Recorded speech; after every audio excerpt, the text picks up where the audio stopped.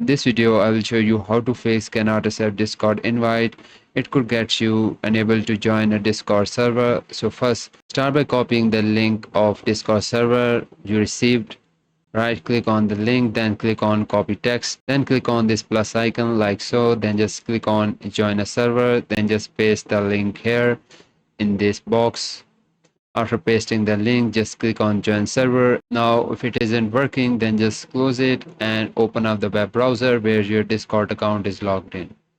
And once you open the browser, then just click on top search box and just paste the link and hit enter. You will see the option of accept invite. If you are already logged in on your browser, simply click on the accept invite and see you join the server or not. Or the another possibility is that you are underage account or server do not accept underage account like under 18.